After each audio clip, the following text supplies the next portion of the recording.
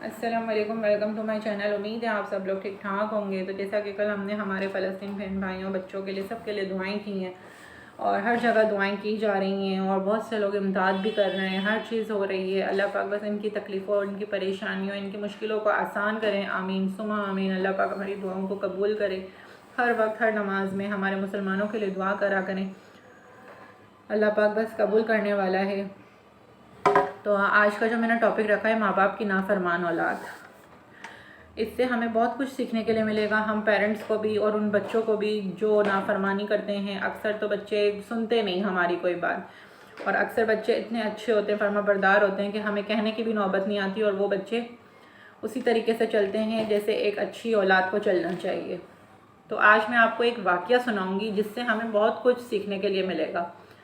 एक नौजवान का वाक़या बयान करती हूँ। अपने वालिदैन का इकलौता बेटा था। जब बेटा इकलौता होता है ना तो बहुत लाड में पलता है, ठीक है। इसका भी यही मामला था, इस बच्चे के साथ भी यही मामला था। वक्त के साथ साथ बड़ा हुआ, लाड प्यार की वजह से इसका दिमाग ख़राब हो गया था। माँ बाप की मोहब्बत शफ़क़त का जज्बा ये था कि बदतमीज़ी करता था, बहुत बदतमीज़ था, यानी कि सुनता नहीं था वो अपने माँ बाप की कोई भी बात। तो एक वक्त आया, वालिद का इंतकाल हो गया। जब बाप होता है ना तो पहले माँ बाप में से जो बाप होता है ना उसका बड़ा किरदार होता है कि वो अपने बेटे को बहुत सारी चीज़ों से बचा सकता है।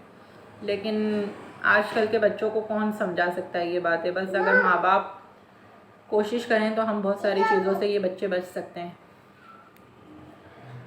तो एक वक्त आया, वालिद का इंतकाल हो गया। बहुत तकलीफ़ दी बाप को, कभी और इतनी तकलीफ़ दी अपने बाप को कि जब बाप का इंतकाल हुआ तो बाप से माफ़ी तक नहीं मांगी। अब माँ अकेली रह गई थी। वालिद के मरने के बाद भी ये लड़के में कोई तब्दीली ना आई, बल्कि माँ के साथ इस तरह बदतमीज़ी करता, बद इखलाक करता, तू तुराक से बात करता माँ से। लेकिन माँ तो माँ होती है ना, माँ जैसा तो कोई नमो बदल है ही नहीं दुनिया में। औलाद जैसी भी हो, माँ कभी उसे बुरा नहीं कहती है। माँ अपनी मोहब्बत का अंदाज़ बनाए रखती है। यानी कि माँ की मोहब्बत तो एक अच्छी अलग ही अंदाज़ होता है ना, कि अगर कोई अपनी औलाद को कोई और भी बोलेगा तो माँ से बर्दाश्त नहीं होगा कि कोई मेरी औलाद को क्यों सुने, ठीक है। तो इधर भी यही बात सब कुछ हो रहा था।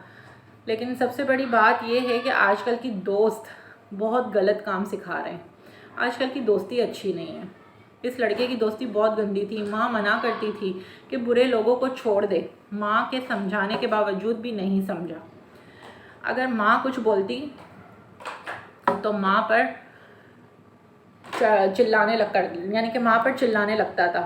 फिर एक दिन ऐसा हुआ, माँ ने इसे ख़त लिखा, अब भी वक्त है सुधर जा। अगर तू नहीं सुधरा और अपने आप को नहीं बदला तो मैं अपने भाइयों को कह दूँगी, क्योंकि बाप तो नहीं था। अब माँ का इकलौता बेटा था, माँ किसको कहती। तो माँ को किसी ना किसी को तो आगे करना था। तो माँ ने उसे धमकी दी कि अगर अब भी तू नहीं सुधरा तो मैं अपने भाइयों को कहूँगी। तो उसने कहा कि आपके भाई क्या कर लेंगे, मैं जैसा हूँ मैं वैसा ही रहूँगा, मेरा कोई नहीं बिगाड़ सकता। वो इतना बदतमीज़ था, वो किसी की नहीं सुनता था।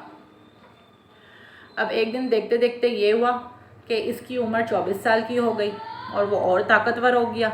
वही हरकतें थी, माँ ने फिर समझाया तो वो एक दिन आपे से बाहर हो गया और अपनी माँ को मारा।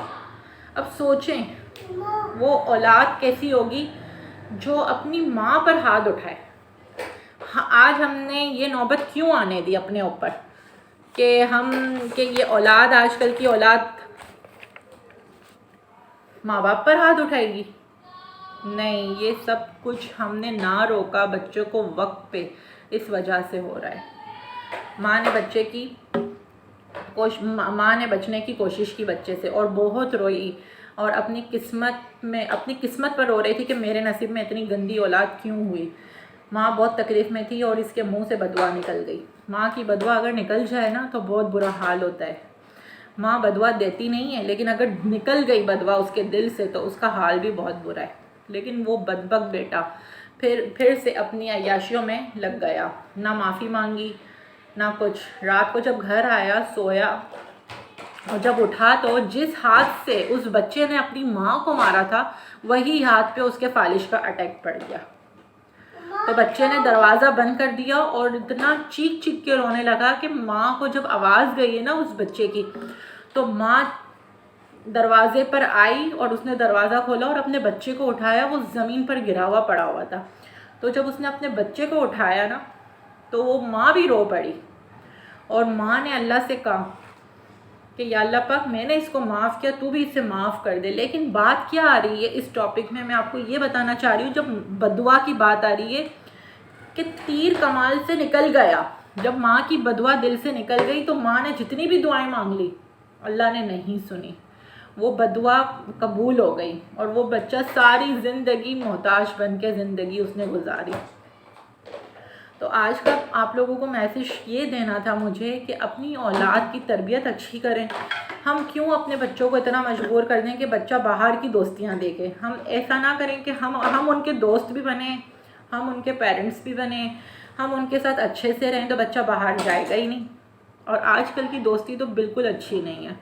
तो बच्चों को बाहर जाने से अवॉइड करें। जहाँ जाना है, जहाँ आना है, करना है, आप बच्चों के साथ इतने अच्छे से रहें कि बच्चा आप लोगों के साथ दोस्ती भी बना के रखे, आप लोगों को अपना पेरेंट्स भी समझे, सब कुछ आप लोग हो उनके लिए, अपने भाई बहनों को, माँ बाप को, सब कुछ वो समझे। इतनी इज्जत बच्चा आपको दे और बच्चे को आप भी उतनी ही इज्जत दें, ताकि कभी बच्चा ये ना सोचे कि हमारे पेरेंट्स हमारे साथ ये करते हैं और वो कहीं बाहर गलत काम में राग़िब हो जाए। तो मेहरबानी करके आज का मेरा यही मैसेज है आप लोगों के लिए कि अपने बच्चों पर तवज्जो दें। और आज की दोस्ती यारी बिल्कुल अच्छी नहीं है। जब बच्चा बिगड़ जाता है ना, तो माँ बाप बहुत परेशान हो जाते हैं, कहते हैं अब हम क्या करें, अब तो कुछ नहीं हो सकता ना। तो जब बच्चा छोटा होता है ना, उसको उसी वक्त कंट्रोल कर लेना चाहिए, तो हमारे बच्चे हमारे अंडर रहते हैं। ऐसी नौबत ना है कि बच्चा माँ बाप पर हाथ उठाए, और ना उस माँ के दिल से जो बदवा निकली, जो कबूल हो गई, कि बच्चे का हाथ ही ख़त्म हो गया। तो ऐसी नौबत ही क्यों आए कि माँ बाप के दिल से बदवा निकले और वो दुआ कबूल हो जाए, फिर अल्लाह से हम जितनी भी माफ़ी मांगे वो माफ़ी कबूल नहीं होगी। तो हमें ऐसे काम करने चाहिए कि हमारे बच्चे अच्छे बने और आने वाली नस्लें और अच्छी हों। तो बस आज का यही मैसेज था। अगर आप लोगों को अच्छा लगा हो ये मेरा मैसेज, एक मुझे मैसेज देना था लोगों तक यही, कि बस बच्चों की तरबियत अच्छी करें अपने। तो आज मैंने यही टॉपिक पे बात करनी थी आप लोगों से। अगर मेरी आप लोगों को आज का ये वाक़या, ये टॉपिक अच्छा लगा है तो प्लीज़ इसको लाइक ज़रूर करें और इसको आगे शेयर करें, ताकि दूसरों तक भी ये मैसेज पहुंच सके और हम हमारे आने वाली नस्लों को अच्छे से अच्छा बना सकें।